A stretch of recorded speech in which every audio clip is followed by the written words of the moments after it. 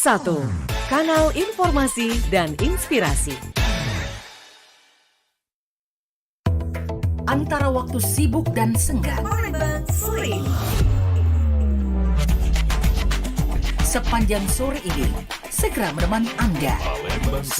Palembang sore ini. Assalamualaikum warahmatullahi wabarakatuh. Selamat sore pendengar dan pecinta Pro1 dimanapun Anda berada. Alhamdulillah, puji syukur pada Allah SWT di hari ini, hari Kamis 23 Februari 2023. Kita bersama di Palembang sore hari ini. Dan langsung aja kita akan hadirkan acara kita, yakni Dialog Palembang sore ini.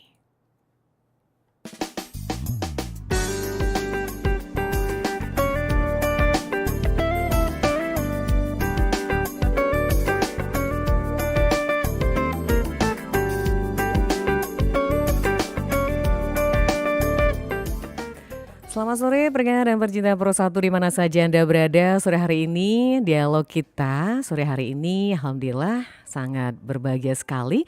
Waktu yang istimewa bisa berjumpa dengan dua narasumber kita yang luar biasa. Sore hari ini melalui Pro1 RRI Palembang, kanal informasi dan informasi. Nah pendengar, dan senang sekali rasanya saya bangga sekali di tengah dua orang narasumber kita. Yang satu cantik, yang satunya ganteng, luar biasa nih. Baik pendengar, hari ini topik yang sangat penting terkait dengan pembangunan infrastruktur di wilayah Sumatera Selatan yang bertajuk Proyek Strategis Nasional. Dan hari ini pendengar, kita sudah kedatangan sekaligus narasumber dari Kepala Kantor Wilayah Direktorat Jenderal Perbendaharaan Provinsi Sumatera Selatan. Kita sapa dulu yang pertama. Ya, ini ibu yang sangat cantik sekali. Selamat sore Ibu Lydia Kurniawati Kristiana. Selamat sore Mbak Iya, Nadia. apa kabar Ibu? Alhamdulillah baik, sehat walafiat. Kalau lihat muka Ibu kayaknya nggak jauh-jauh beda sama saya ya. Tapi cantiklah Ibu, 80% gitu. Selamat sore juga pendengar RRI Pro1 ya. Betul, ini ya, Pro1 Palembang. Selamat datang Ibu di Pro1. Alhamdulillah bisa bersama kita di sore hari ini. Dan pendengar yang kedua, narasumber kita yang tidak kalah gagah. Tadi cantik ini gagah ini. Dari Kepala Balai Besar Pelaksanaan Jalan Nasional Sumatera Selatan. Salam Bapak Dr. Budiamin STMT. Iya, assalamualaikum Pak Budi. Waalaikumsalam Bu. Iya, apa kabar Pak Budi? Alhamdulillah baik. Sehat selalu, tetap semangat. Insyaallah Iya. sehat dan selalu semangat. Selalu semangat. Baik pendengar, perbincangan kita sore hari ini merupakan podcast lanjutan bekerja sama dengan Kanwil DJPB Provinsi Sumatera Selatan dalam beragam topik menariknya. Dan pendengar terakhir bulan yang lalu dengan topik pajak dan PNBP. Nah, topik kali ini tidak kalah penting yang kita sudah informasikan dari siang tadi dan kita sudah sebutkan ini berkaitan dengan proyek strategis nasional wilayah Sumatera Selatan 2023. Nah pendengar, sebelum kita akan lanjut ke perbincangan kita, mungkin ini pendengar RRI yang belum mengenal ini, kita ingin langsung tahu nih seperti apa proyek strategis nasional wilayah Sumatera Selatan di tahun 2023. Mungkin langsung kepada Ibu Lydia nih, silakan Ibu. Baik. Ya, baik Mbak dan Nadia. Iya, Mbak Nadia. Ya, dan seluruh pendengar RRI Pro1 Palembang dimanapun berada. Iya. Sore-sore ngomongin yang strategis itu memang nyaman nian gitu betul. Ya. Apa sih proyek strategis nasional itu? Atau yang biasanya kita singkat gitu ya dengan akronim PSN gitu ya. PSN, iya. Adalah merupakan proyek yang dilaksanakan oleh pemerintah, baik pemerintah pusat maupun pemerintah daerah dan atau badan usaha lainnya yang memiliki sifat dari proyeknya itu adalah strategis. Strategis itu artinya mampu memberikan dorongan pada peningkatan pertumbuhan ekonomi daerah tersebut dan juga pemerataan pembangunan. Dan tentunya berdampak langsung pada kesejahteraan masyarakat dan pembangunan daerah. Dan itu memang di Perpres nomor 3 tahun 2016 itu definisi dari proyek strategi nasional dalam konteks pada saat itu Perpres diterbitkan karena Pak Presiden ingin mendorong percepatan terhadap PSN tersebut. Nah, secara nasional bagaimana di Sumatera Selatan? Mungkin nanti secara teknis Pak Kepala Balai Pak Budi Amin yang menjelaskan. Namun kalau kita lihat secara nasional ya, secara nasional di 2023 ini ada 323 triliun yang dialokasikan nasional ya. Iya. 41 proyek dan alhamdulillahnya Sumatera Selatan ini ada 15 proyek dari 6 sektor. Baik jalan, jembatan, pelabuhan, kereta, perkereta apian, kawasan, sektor bendungan, irigasi, sektor energi. Nah, tapi karena hari ini yang kita hadirkan adalah Pak Budi Amin yang sangat paham terkait dengan sektor jalan dan jembatan. Baik. Jadi bagaimana perhatian pemerintah itu tentu penting diketahui oleh masyarakat. Iya. Ya, kalau nyambung dengan yang materi kemarin, dari mana pemerintah bisa dapat duit untuk membiayai itu? Nah, pada bulan kemarin kita udah bicara itu terkait pendapatan pajak dan pendapatan negara bukan pajak. Iya, Gitu, Mbak baik. Nadia. Baik, Ibu Lydia. Baik, ini terdengar sangat strategis ya Ibu. Nah, kita akan fokus dulu kepada PSN sektor jalan dan jembatan. Ini bagaimana nih Pak Budi? Kita berbicara soal berapa jumlah PN sektor jalan dan jembatan wilayah Sumatera Selatan di tahun atau tahun 2023 ini.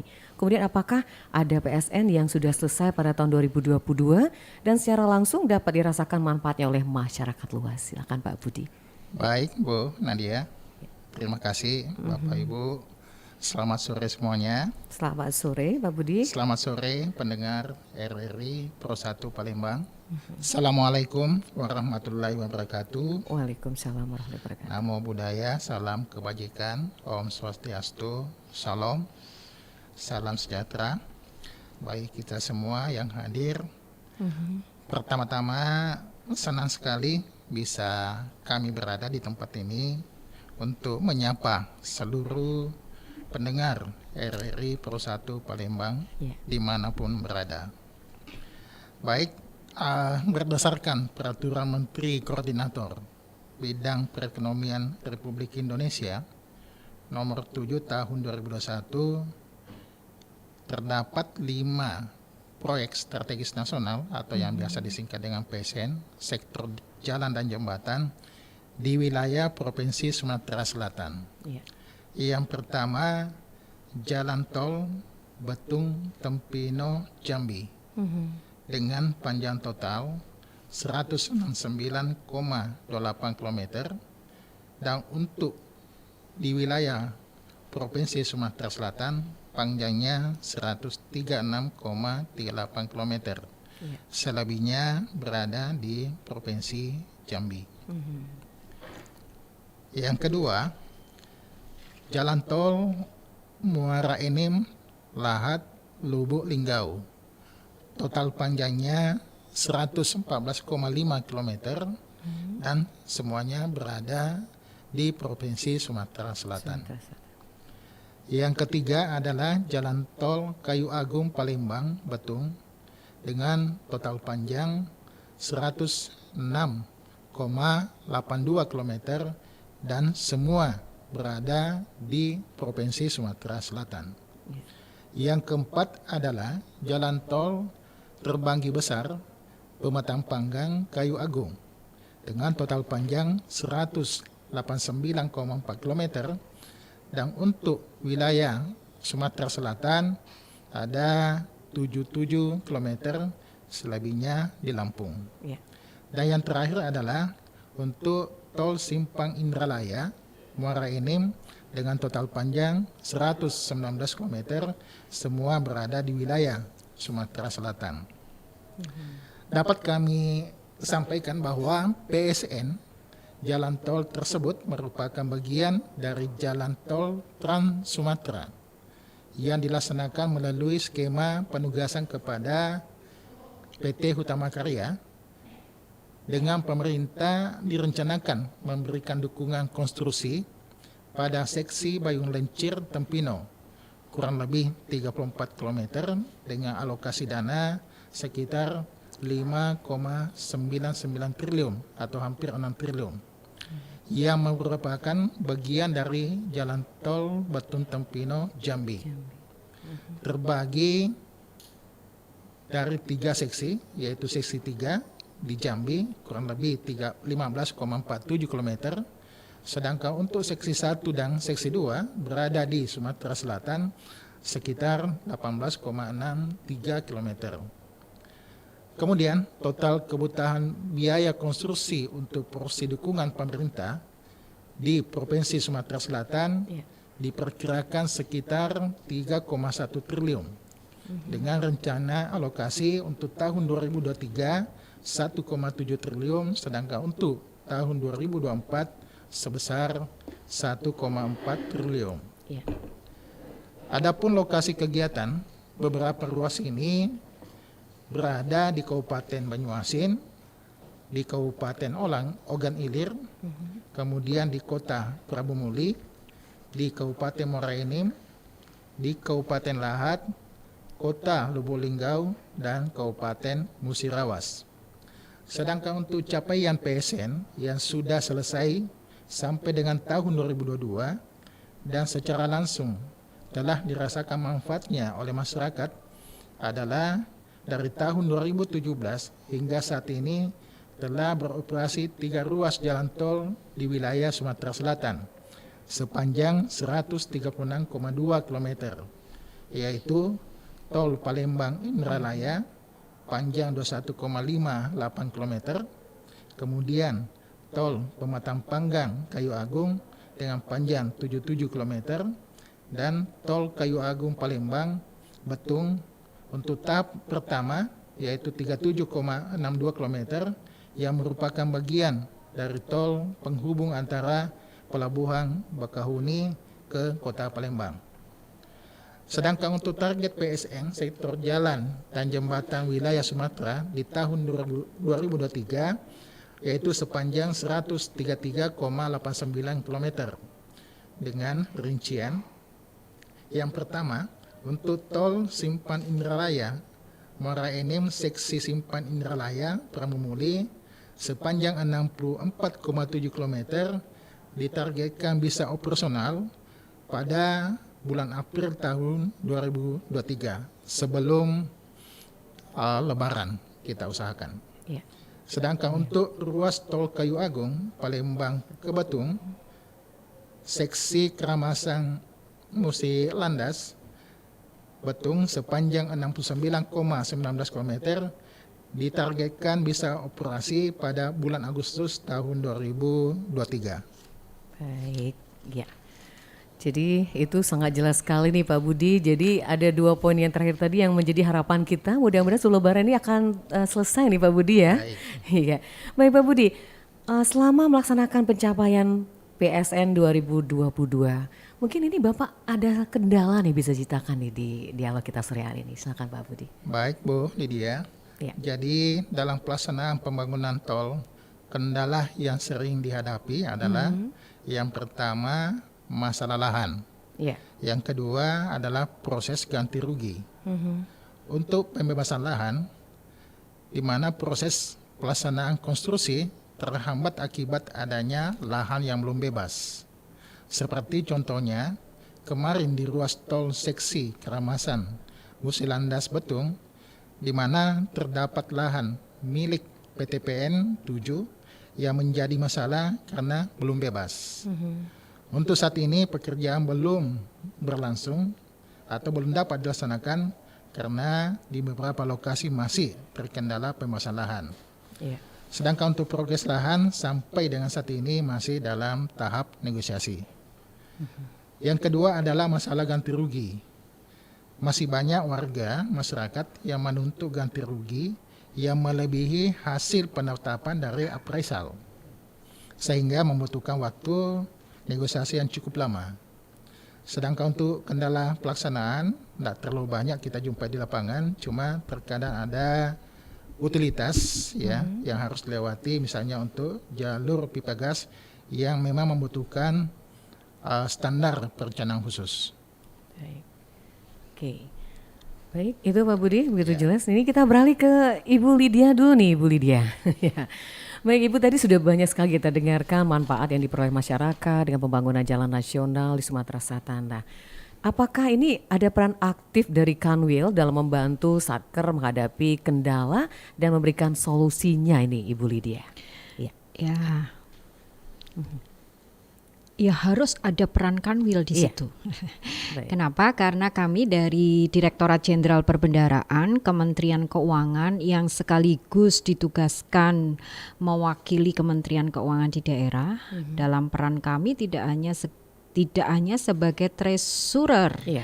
tidak hanya sebagai bendahara umum gitu ya, tetapi juga bertugas untuk menjadi regional economics-nya gitu ya. Artinya setiap belanja pemerintah yang disalurkan itu harus dilihat kebermanfaatannya, Iya. keberdampakannya ke masyarakat. Nah, ini ada peran kami yang harus melihat bagaimana fiskal ini berdampak atau memberikan ungkitan pada pertumbuhan ekonomi. Karena pertumbuhan ekonomi itu kalau di sisi sektor jalan berarti harus semakin banyak aksesibilitas, konektivitas gitu ya, menghubungkan satu daerah dengan daerah yang lain. Iya. Karena kalau konektivitasnya terhalang, jalannya tidak bisa mudah ditempuh, itu akan menambah kos kan ya. Waktu nanti dia menjadi harga jual, otomatis dia akan menambah harga jual. Sehingga ketika itu merupakan kebutuhan pokok yang diperlukan masyarakat, menjadikan harga kebutuhan pokok itu sendiri naik gitu ya. Nah, connecting the dot-nya kayak begitulah. Maka tugas kami adalah bagaimana kami melihat bahwa belanja pemerintah yang sudah dialokasikan kepada kementerian lembaga yang ada di Provinsi Sumatera Selatan itu betul-betul dapat direalisasikan atau spendingnya, belanjanya better, lebih baik terus menerus. Walaupun tadi Pak Budi Amin mengatakan ada banyak nih tantangan, alokasinya sudah ada tetapi lahannya ternyata belum dibebaskan. Kemudian ketika lahannya sudah dibebaskan ternyata penduduk atau masyarakat tidak sepakat dengan harga Ganti rugi, ganti tadi. Kemudian kalau sudah oke sepakat lahan sudah aman, penduduk sudah aman, Sudah aman. waktu dikerjakan ternyata di bawahnya ada pipa-pipa yang Nah, iya. mau tidak mau, tidak mau dipindahkan. harus diperhitungkan. Nah, itu iya. yang memang maka di dalam pengelolaan anggaran, pengelolaan keuangan itu Ibu Menteri Keuangan selalu menyampaikan bahwa di awal tahun atau paling tidak di akhir tahun anggaran, misalnya ini pekerjaan 2023 nih ya, di 2022 ini seluruh kementerian lembaga sudah harus bisa melihat mana yang memang perlu dikontrakkan lebih awal. Jadi kontrak dini di 2022, pekerjaan begitu masuk 2023 langsung dikerjakan. Nah, ini memang memerlukan effort ya untuk memastikan bahwa pengadaan barang dan jasanya itu bisa dilakukan lebih awal. Kemudian tantangan 2022 ini sudah sampai nanti di 2023 ini, nanti mungkin Pak Budi juga bisa lebih mendetilkan bahwa pelaksanaan belanja pemerintah itu harus taat pada kebijakan pemenuhan tingkat komponen dalam negeri. Iya. Nah, padahal di dalam pekerjaan-pekerjaan yang besar kadangkala komponen dalam negerinya terbatas. Nah, ini hal-hal yang kemudian dalam pelaksanaannya sedikit mendeselerasi, kita maunya cepat. Tetapi ternyata dalam pelaksanaannya di lapangan pada saat pekerjaan dilakukan itu banyak terjadi kalau dibilang bukan hambatan ya, tantangan yang harus diselesaikan. Apa peran Kanwil? Ya peran Kanwil harus menjadi bagian dari solusi itu. waktu. Nah, memang pengaturan pelaksanaan anggaran itu sekarang sudah banyak sekali diberikan keleluasaan, simplifikasi gitu ya, sehingga satuan kerja dapat melakukan lebih aman. Kita juga menyediakan waktu diskusi yang cukup. Pada waktu berdiskusi kami juga yang bagian atau yang menjadi tanggung jawab kami terkait dokumen pelaksanaan anggaran, bisa kami selesaikan, berikan solusi oleh Kanwil. Tetapi hal-hal yang lain, misalnya proses pengadaan barang dan jasa, kita juga harus berdiskusi dengan lembaga kebijakan pengadaan barang dan jasa di pusat supaya teman-teman satuan kerja ini merasa aman ketika melakukan prosesnya. Begitu. Itu termasuk peran kami, bagaimana kami mendampingi satuan kerja dalam melakukan eksekusi belanja pemerintah. Begitu Mbak Nadia. Baik, Ibu Lydia juga Pak Budi. Kita break sebentar Ibu, kita akan lanjut kembali obrolan kita sore hari ini bersama Dialog Palembang sore ini FM 9,4 MHz, Kala Informasi dan Inspirasi. Kita akan kembali setelah informasi yang satu ini.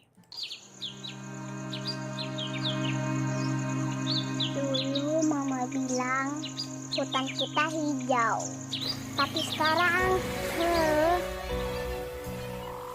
dulu Papa bilang laut kita biru dan bersih. Tapi sekarang, dulu Nenek bilang tanah kita subur. Tapi sekarang, astaga, dulu Kakek bilang bumi kita bersih. Tapi sekarang banyak sampah. Hati oleh Bumi semakin kotor. Sampah kini di mana-mana. Tak ada lagi ruang yang kosong untuk sampah. Masa yang lalu hanya menjadi kisah.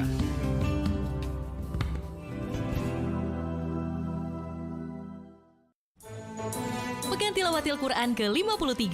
Wujud peran serta LPP RRI berkontribusi dalam syiar agama Islam. Diselenggarakan di bulan Ramadan serentak di seluruh Indonesia. Dengan kategori lomba, tausiah, tilawah, tahfiz, tartil Quran sensorik netra. PTQ ke-53 tingkat nasional akan diselenggarakan di Kota Kendari, Sulawesi Tenggara, 1-6 April 2023. Pekan Tilawatil Quran ke-53 1444 Hijriah. Toleransi, kolaborasi untuk Indonesia kuat. Kerjasama RRI, Pemerintah Provinsi Sulawesi Tenggara, dan Kementerian Agama Republik Indonesia. Info lengkap dan pendaftaran melalui aplikasi RRI Playgo. Unduh segera di Google Play Store dan Apple Store. Baik pendengar, kita lanjutkan kembali Dialog Palembang sore ini bersama Ibu Lydia K. Kristiana, Kepala Kanwil DJPB Provinsi Sumatera Selatan, dan juga Bapak Budi Amin, Kepala Balai Besar BJN Sumatera Selatan. Dengan satu tema kita yang luar biasa, yakni capaian proyek strategis nasional wilayah Sumatera Selatan. Kita ke Pak Budi lagi nih, Pak Budi. Dan juga nanti kita memberikan kesempatan kepada pendengar yang bergabung di 369977 atau juga WA Pro 1 0821 7927 9090. Baik Pak Budi, ini kita lanjut ke pencapaian proyek strategis nasional ini Pak Budi. Seperti disampaikan tadi oleh Ibu Lydia bahwa ada seperti tadi ada lelang dan sebagainya, lewat triwulan pertama, kontrak pradiwa dan lain sebagainya. Ini bisa dijelaskan ini Pak Budi berkaitan dengan hal ini. Ya. Baik Bu Lydia. Ya. Jadi Dengan Mbak Nadia ini? Nadia, iya. Baik silakan Pak Budi dilanjut. Baik Bu. Jadi untuk yang dikatakan tadi Bu Lydia bahwa memang proses lelang untuk pengadaan barang jasanya ini telah mendahului daripada DIPA. Jadi yang mendahului adalah proses tender atau lelangnya. Nanti kontraknya setelah DIPA-nya turun. Ya. Kemudian terkait dengan proses lelang PBC khususnya untuk tol ini itu dilaksanakan khusus oleh tim pengadaan barang jasa khusus di pusat, jadi bukan di Sumsel. Dan ada beberapa tahapan yang perlu dilewati. Yang masing-masing tahapan membutuhkan beberapa waktu dalam prosesnya. Pada paket pekerjaan pembangunan jalan tol Bayung Lencir Tempino untuk seksi 1 telah dilaksanakan pengumuman prakualifikasi pada tanggal 1 November tahun 2022 Ya. hingga mencapai tahapan penetapan pemenang pada 11 Februari tahun 2023 dan akan melewati beberapa hari masa sangga sampai waktu penandatanganan kontrak yang rencananya akan dilaksanakan di Februari 2023 setelah DIPA-nya terbit. Sedangkan untuk paket pekerjaan pembangunan jalan tol Bayung Lencir Tempino Seksi 2 juga telah dilaksanakan tahapan pengumuman prakualifikasi pada tanggal 2 Januari 2023 yang telah melewati beberapa tahapan hingga sekarang berada pada tahapan upload dokumen penawaran yang berlangsung sampai dengan tanggal 22 Februari tahun 2023. Lalu melewati beberapa tahapan lagi hingga dilakukan tahapan penetapan pemenang yang direncanakan di bulan Maret tahun 2023 dan melewati masa sangga sampai dilakukan penandatanganan kontrak pada tanggal rencana 17 Maret tahun 2023. Jika target penyelesaian PSN sektor jalan dan jembatan sebelum tahun 2024, maka terdapat sisa waktu kurang lebih 9 sampai dengan 10 bulan masa pelaksanaan konstruksi pada pekerjaan tersebut. Baik. Dan untuk kembali Pak Budi, ini kalau kaitannya dengan penyelesaian PSN sebelum tahun 2024, ini apa strategi akan dilakukan ini Pak Budi Amin? Ya. Baik, Bu Nadia. Jadi strategi terkait penyelesaian PSN sebelum tahun 2024, di mana pembangunan baru harus selektif dan bisa diselesaikan pada tahun 2024 mendatang. Minimal proses pembangunan hampir selesai dan tidak ada yang mangkrak di tahun 2024.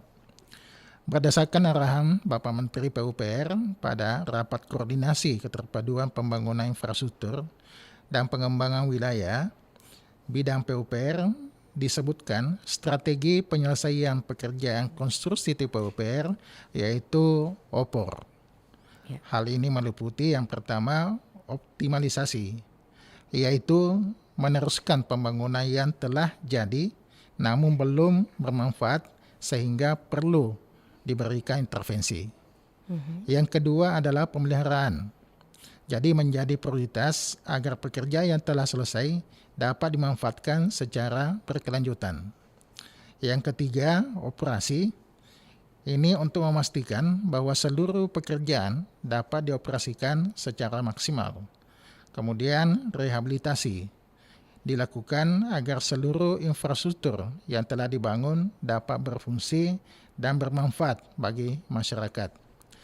Adapun strategi pada saat pelaksanaan PSN adalah dengan melakukan pemantauan secara ketat terhadap progres pelaksanaan pada PSN, sehingga jika terdapat permasalahan yang dikhawatirkan akan menghambat pelaksanaan pekerjaan dapat ditindaklanjuti secara cepat, serta terus berkoordinasi dengan BUJT, Badan Usaha Jalan Tol, selaku pengembang jalan tol, agar pekerjaan dapat diselesaikan tepat waktu dan dengan kualitas yang dapat dipertanggungjawabkan. Sehingga ketiga infrastruktur tersebut telah tuntas dalam pelaksanaan pekerjaannya, maka akan segera dioperasikan setelah uji layak fungsi. Pemeliharaan konstruksi juga akan dilakukan dalam menjamin keberlangsungan fungsi infrastruktur agar tetap beroperasi dengan baik, sehingga tidak mengganggu kualitas layanan konstruksi tersebut. Kemudian untuk operasional, jalan tol akan dilaksanakan oleh BUJT setelah proses serah terima operasi selesai. Ya, baik. Pendengar yang mau bergabung silakan kita buka line telepon di 369977 atau juga WA Pro 1 082179279090 dengan tema bahasan kita adalah pencapaian proyek strategis nasional wilayah Sumatera Selatan. Dan pendengar, untuk Anda yang melaksanakan ibadah sholat asar, waktunya pada pukul 15.30 waktu Indonesia Barat. Sekaligus juga kita mengucapkan untuk Anda selamat menjalankan ibadah sholat asar. Semoga ibadah kita di hari ini akan selalu diterima diterima oleh Allah Subhanahu wa taala dalam keridoannya. Amin ya robbal alamin. Baik pendengar, silakan kita undang kembali yang mau bergabung di line telepon kita di 369977. Ada dua narasumber kita, Ibu Lydia K. Kristiana, Kepala Kanwil DJPB Provinsi Sumatera Selatan, dan juga Bapak Budi Amin, Kepala Balai Besar PJN Sumatera Selatan. Bersama kita di sore hari ini melalui FM 9,4 MHz, Kali Informasi dan Inspirasi. Baik, kita ke Ibu Lydia lagi nih Ibu. Tadi sudah kita dengarkan, ini bagaimana Ibu untuk rekomendasi berkenaan dengan pelaksanaan PSN tahun 2023 ini Ibu Lydia. Ya. Baik. Iya, tertarik dengan statementnya Pak Budi tadi ya. Kan beliau bilang opor gitu ya. Jadi sore-sore bilang opor gitu. Jadi bayangannya opor ayam gitu ya. Iya. Membayangkan itu ya Bu Lydia ya. Seperti tadi di awal saya menjelaskan bahwa belanja pemerintah harus mampu memberikan ungkitan pada pertumbuhan ekonomi. Ya. Maka memang tugas dari Kementerian PUPR dalam hal ini di Sumatera Selatan dijalankan oleh satuan kerja yang ada di Sumatera Selatan. Salah satunya adalah Balai Jalan Nasional ini yang dipimpin oleh Pak Budi. Optimalisasi menjadi sangat penting ya. Karena apa? Pembangunan yang sudah dibuat itu jangan sampai kemudian putus, belum kelihatan manfaatnya tapi nggak lanjut. Maka yang sudah ada sekarang dan itu harus dilanjutkan sampai bermanfaat gitu ya. Kan karena pekerjaan untuk pembangunan jalan ini nggak bisa selesai dalam satu waktu 2022 diberesin semua gitu ya. Maka tadi Pak Budi sampaikan sesi ini di mana, sesi ini di mana. Nah, kemudian setelah ada optimalisasi harus dipelihara. Jangan sampai nanti kemudian belum digunakan, belum dimanfaatkan, udah rusak gitu. Gitu ya. Maka itu harus menjadi perhatian penting. Kemudian dari sisi pemanfaatannya, satuan kerja kementerian lembaga terkait yang mengerjakan harus meyakini bahwa output yang sudah dihasilkan tadi, mau jalan, mau jembatan, itu memang sudah bisa dioperasikan. Ya. Nah, kemudian perlu juga direhabilitasi beberapa infrastruktur yang dibangun sehingga berfungsi kepada masyarakat. Nah, apa yang ingin saya sampaikan di sini, karena Mbak Nadia tadi nanyanya ke rekomendasi gitu ya, bahwa bagaimana kementerian lembaga menjalankan tugas-tugas strategisnya tadi itu harus membuktikan bahwa berdampak, bermanfaat bagi masyarakat. Nah, bagi masyarakat Sumatera Selatan, saya ingin menyampaikan begini dulu Mbak Nadiar. Kita lihat bahwa pertumbuhan ekonomi di triwulan 4 di 2022-nya Sumsel ini meningkat. Atau mencatatkan pertumbuhan yang positif di 5,23%. Ya. Artinya bahwa ekonomi dari Sumatera Selatan ini tumbuh. Kenapa bisa tumbuh? Ya karena pemerintah makin menyediakan berbagai fasilitas yang diperlukan masyarakat untuk bergerak, melakukan aktivitas ekonomi. Nah, maka yang perlu difikirkan atau rekomendasinya sekarang adalah jika tadi ditemukan hal-hal yang sifatnya sudah ada alokasinya, tapi lahannya belum dibebaskan, mari diperbaiki dari sisi perencanaannya, ya kan? Nah, kemudian tentu ini sangat tergantung dengan dokumen pelaksanaan anggaran. Nah, berharapnya sih kalau memang masih ada permasalahan terkait lahan, belum selesai proses pembebasannya, masih ada masyarakat yang belum sepakat dengan harga penggantian, ada baiknya tidak dialokasikan lebih dulu pada tahun itu, sehingga jangan sampai sudah dialokasikan tetapi tidak bisa dilaksanakan. Maka proses perencanaan dengan melihat semua lingkungan ekosistemnya itu menjadi sangat penting. Ya. Kemudian itu berarti kan dari sisi regulasi perencanaan yang terlibat di sini banyak. Kementerian lembaganya, Kementerian Keuangan, Bappenas, provinsinya gitu, masyarakatnya. Nah, itu Bapeda kalau di provinsi. Nah, itu menjadi sangat penting untuk bagaimana mengharmonisasi. Nah, jangan sampai kemudian pusat mengalokasikan untuk pembangunan jalan ini, APBD juga mengalokasikan di titik yang sama. Nah, itu perlu juga untuk diharmonisasi. Kemudian hal lain yang mungkin bisa direkomendasikan di level satuan kerja adalah mungkin satuan kerja juga bisa mengidentifikasi atas alokasi anggaran yang sudah ada di 2023. Tadi Pak Budi sudah menjelaskan bahwa ada beberapa loh yang sudah dilakukan proses lelangnya pradipa, belum ada dokumennya sudah dilelang. Dengan harapan nanti begitu dokumen turun di 2023 Februari sign kontrak gitu ya. Maret sign kontrak. Nah, ini kita apresiasi upaya-upaya perbaikan seperti ini.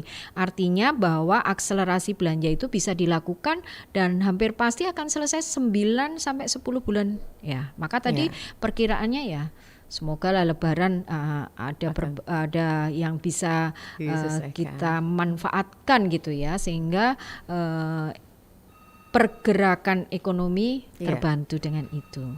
Itu mungkin hal-hal yang perlu saya sampaikan baik dari sisi Kementerian Keuangan ya. Pada waktu mengalokasikan harus yakin dulu bahwa tidak ada permasalahan sengketa di situ. Lahan yang belum dibebaskan dan sebagainya. Kemudian ketika sudah dialokasikan dan sudah diketahui lebih awal, maka perencanaan dengan melakukan lelang pradipa itu menjadi sangat penting. Baik, Ibu Lydia, Pak Budi, kita stop dulu. Ada pendengar mau gabung? Ya, selamat sore. Selamat sore. Dengan siapa Ibu? Dari Aisyah di Pangkalan Balai. Aisyah di Pangkalan Balai. Aduh, cantik sekali suaranya. Aduh, pasti orangnya cantik ini ya. Jadi GR saya Mbak Nadia.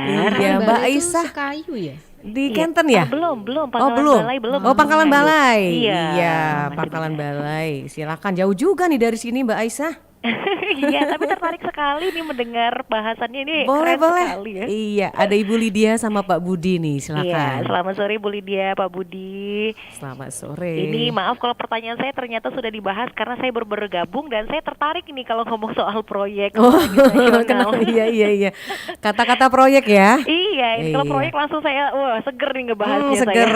Masih terbayang gitu. Iya, silakan. Ini saya boleh tanya nih Bu Lydia, Pak Budi, ini apa saja yang kira-kira termasuk dalam proyek strategis nasional ini? Saya termasuk agak awam untuk mengetahui hal seperti ini, kan mungkin bisa dijelaskan. Kalau sudah jelaskan mungkin bisa jelaskan lagi karena saya baru bergabung tadi. Boleh, Kemudian ini apa saja yang dilakukan untuk mengatasi permasalahan dalam proyek strategis nasional ini nih, Bu Lydia dan Pak Budi. Ya, demikian pertanyaan saya. Terima kasih. Selamat sore. Selamat sore Ibu Aisyah di Pangkalan Balai. Ini yang akan menjawab Ibu Lydia dulu atau Pak Budi? Ya, silakan Ibu. Ya, tadi di awal memang Mbak Aisyah, saya panggil Mbak aja ya, karena kalau dari suaranya masih muda, imut. Jangan-jangan masih kuliah nih Bu. Silakan. Ya, jadi kalau apa saja sih yang termasuk proyek strategis nasional? Ya, tadi saya di awal saya sudah jelaskan segala sesuatu yang sifatnya strategis dan langsung bisa dirasakan manfaatnya oleh masyarakat gitu ya. Kalau mau langsung visualnya apa saja gitu ya, di dalam daftar Perpres nomor 3 itu saya bacakan satu-satu ini. Boleh. Proyek pembangunan infrastruktur jalan tol. Oke. Kemudian ada proyek pembangunan infrastruktur jalan nasional. Ini nanti expertnya nih Pak Budi, apa bedanya jalan tol sama jalan nasional? Iya, pasti gitu ada ya. bedanya tuh ya. Kemudian ada sarana dan prasarana kereta api.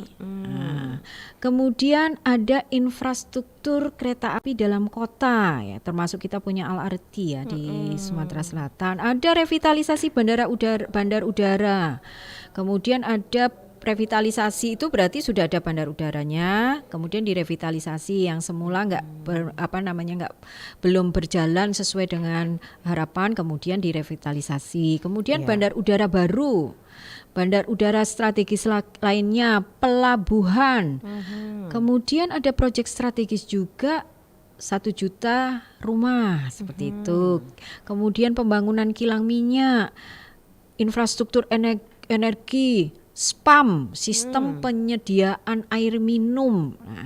Dan masih banyak sekali proyek-proyek strategis nasional termasuk bendungan. Ya.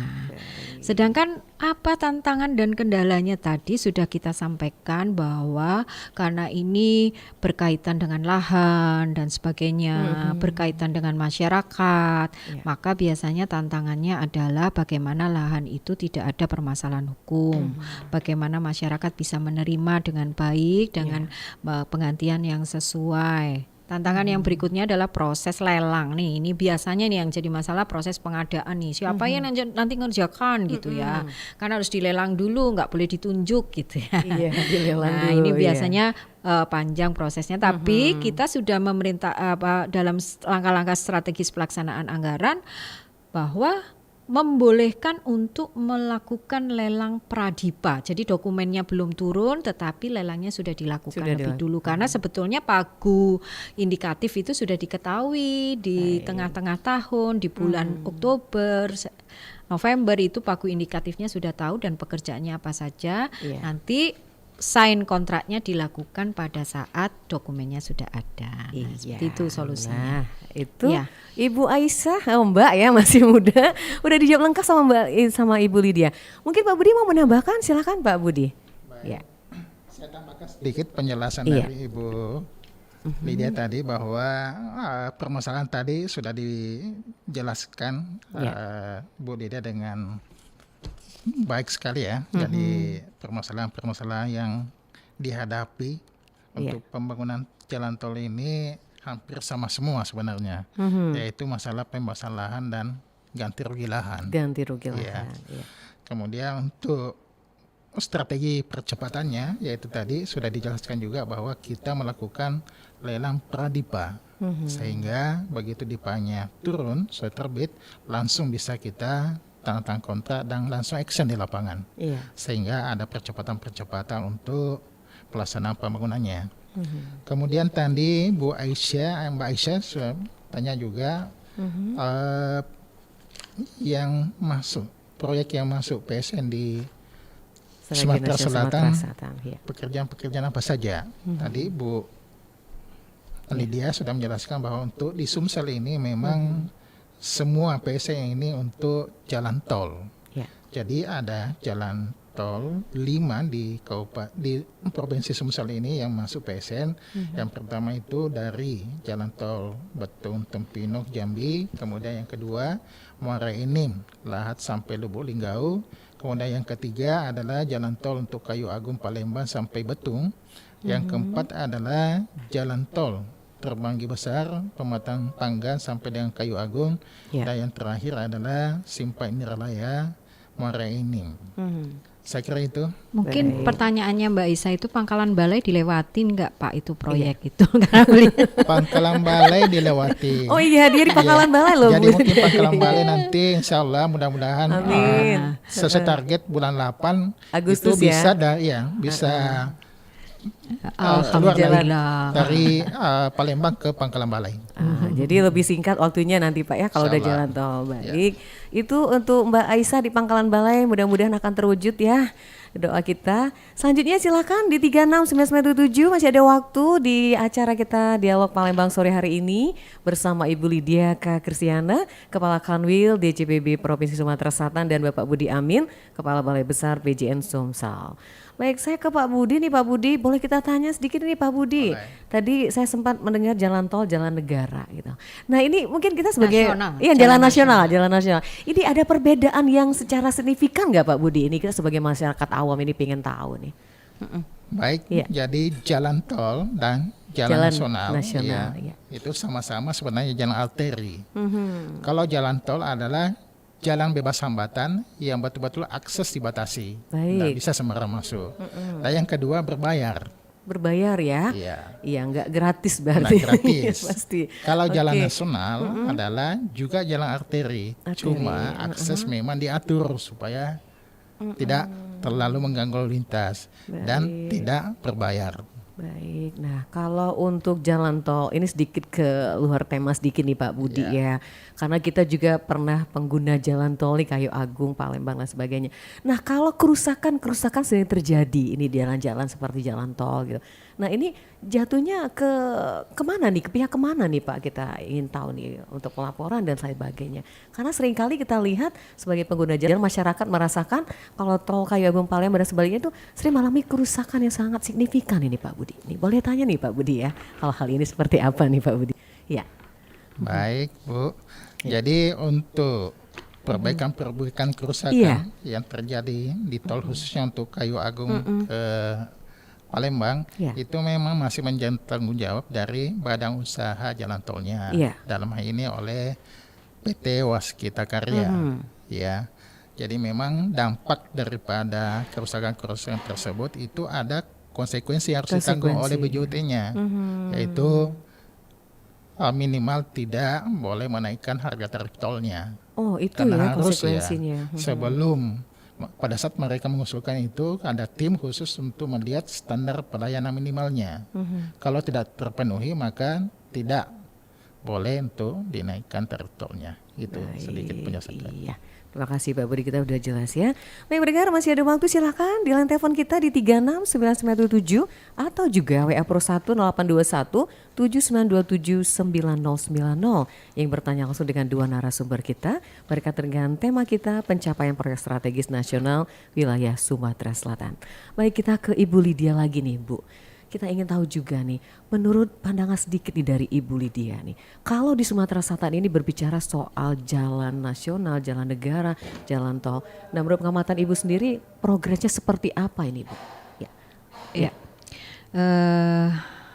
Tadi udah dijelaskan ya, bahkan tadi saya sudah sampaikan beberapa PSN menurut Perpres, dan di Sumatera Selatan ini karena kebetulan Pak Budi dari Balai Jalan, jadi beliau bertanggung jawab penuh terhadap jalan. Tapi sebetulnya kalau berbicara apa saja yang ada di Sumatera Selatan ini tidak hanya jalan. Banyak ada bendungan juga. Bendungan 3D Haji dan 3D juga Haji. Ada jalan irigasi Lematang. Nah, maka ketika bilang progresnya bagaimana? Secara kilometer penyelesaiannya dan sebagainya tadi sepertinya udah dijelaskan nih Pak Budi nih, progresnya sekian kilometer, selesai sekian kilometer. Itu dari sisi output ya. Jadi dialokasikan untuk sekian kilometer dan bisa selesai gitu ya.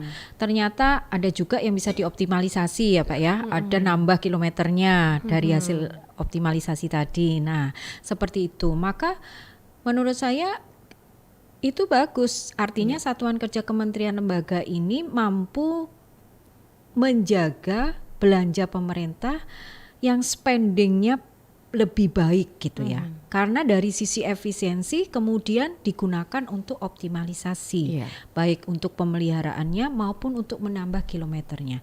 Itu dari ukuran output. Tapi kalau apakah kemudian itu dirasakan langsung oleh masyarakat? Kita harus mengukurnya dari sisi outcome-nya, ukuran-ukuran indikator makronya gitu loh. Seperti tadi saya bilang pertumbuhan ekonomi, kemudian bagaimana ketika aksesibilitas jalannya, konektivitasnya diperbaiki, inflasi turun nggak? Nah, turun gitu ya. Artinya progresnya itu memberikan dampak kepada masyarakat dari sisi harga-harga. Nah kalau yang ini nanti menjelang Lebaran, nah itu tadi salah satu solusinya bahwa pembangunan jalannya diberesin dulu sehingga pada saat Lebaran ini aksesnya lebih mudah. Kalau aksesnya lebih mudah, lancar jalannya, BBM-nya lebih efisien ya Pak ya, sehingga harga dari barang-barang itu tuh pun tidak, kalaupun harus naik tidak terlalu tinggi. Nah, termasuk bendungan. Ya, kenapa bendungan itu sangat penting di Sumatera Selatan? Tentu kita tahu bahwa Provinsi Sumatera Selatan memiliki program besar Sumatera Selatan, yaitu Gerakan Sumsel Mandiri Pangan. Ya kan? Gerakan Sumsel Mandiri Pangan ini diyakini mampu menurunkan angka inflasi. Nah, bendungan penting di situ karena bendungan akan menjaga lahan-lahan pangan tadi untuk dapat teririgasi dengan baik. Jadi kalau melihat progres, saya lebih kepada tidak hanya sekedar output berapa kilometer selesai, berapa duitnya terrealisasi gitu ya. ngungkit nggak pada perekonomiannya, angka penganggurannya bagaimana gitu ya. Angka penganggurannya turun. Kenapa? Saya bilang karena proyek-proyek yang dilakukan oleh timnya Pak Budi ini juga ada namanya padat karya. Nah, artinya mereka yang tidak punya pekerjaan di-hire, dijadikan tenaga kerja. Dilibatkan ya Bu. Iya, baik. Baik pendengar, kita akan break sebentar, nanti kita akan lanjut kembali menjelang pukul 16 nanti masih bersama Dialog Palembang sore hari ini. Kita akan kembali setelah informasi yang satu ini. Pastikan Anda berada di frekuensi yang tepat untuk mengikuti seluruh ragam acara RRI Palembang yang bisa Anda dengarkan di seluruh jangkauan siar yang ada di Sumatera Selatan. Pro 1 RRI Palembang 92,4 MHz, Pro 2 RRI Palembang 91,6 MHz, Pro 4 RRI Palembang 88,4 MHz, Pro 3 1287 kHz. Stasiun Relay Pro 1 di Sumatera Selatan. Batu Raja 90,5 MHz, Belitang 97,6 MHz, Empat Lawang 98,9 MHz, Indralaya 93,7 MHz, Stasiun Relay RRI Lahad frekuensi 90,2 MHz, Lubuk Linggau 95,1 MHz, Muara Beliti 89,2 MHz, Muara Enim 99,2 MHz, Pagar Alam 97,7 MHz, Prabu Muli 99,9 MHz, Sekayu 90,3 MHz. RRI Palembang. Apa itu? Christine, kok celengannya dipecah? Kalau ingin sesuatu, bilang Bunda, akan Bunda belikan. Maafkan Christine, Bunda. Aku ingin beliin tas temanku, Aisyah. Tasnya sudah jelek banget, kasihan deh. Boleh kan? Anakku.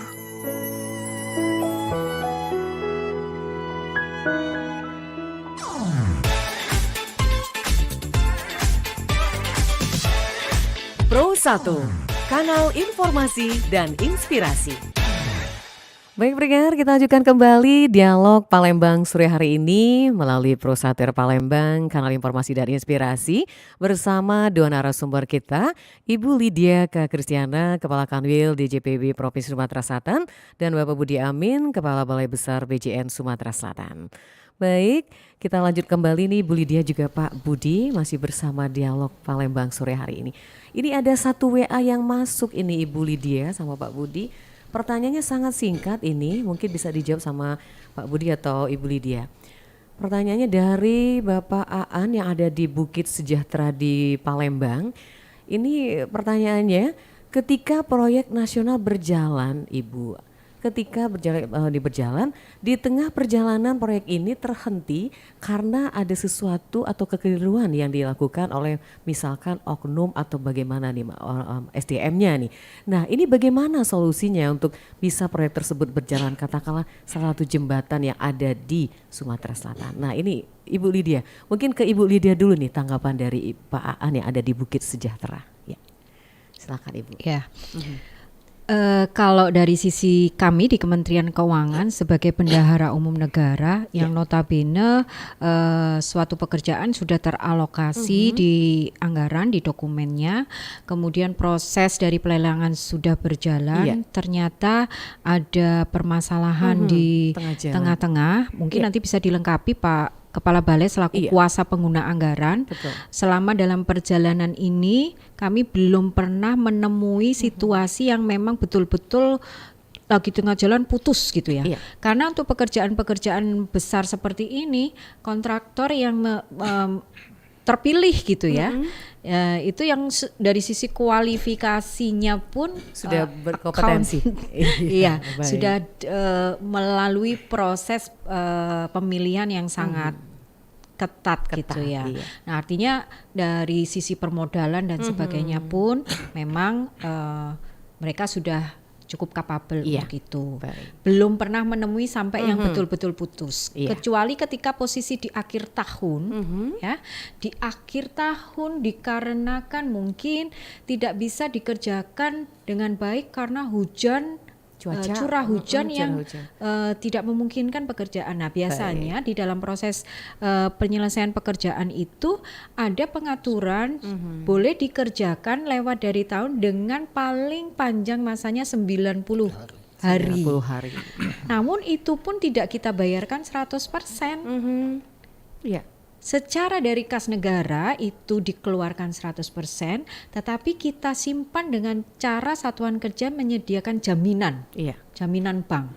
Baik. Ya, itu menjadi ikatan bahwa nanti setelah selesai 30 hari baru jaminan ini kami keluarkan dan silakan disampaikan kepada penyedia jasa. Baik. Iya. Namun ada satu kondisi yang disebabkan force majeure yang baru-baru ini kita temui, salah satunya itu tadi. Ternyata di bawah tanah itu ada pipa. Ketika itu tidak kita pikirkan betul-betul, itu membahayakan. Betul, baik. Nah, Iya. ini sehingga pekerjaan kemudian diputuskan untuk dilanjutkan di tahun berikutnya dikarenakan kondisi tadi. Baik. Begitu. Iya, baik, terima kasih Bu Lydia. Mungkin Pak Budi ini ada sedikit tanggapan? Baik Bu, Ya. jadi pertanyaan Pak Aan kami coba jawab bahwa seperti yang disampaikan Ibu Lydia tadi, untuk proyek-proyek PSN yang di Sumsel memang belum ada terkendala sampai saat ini Bu ya. Cuma terhadap pekerjaan jalan secara keseluruhan ya, baik di nasional, provinsi dan mungkin di kabupaten, bahwa memang ada suatu saat bahwa pekerjaan itu terhenti.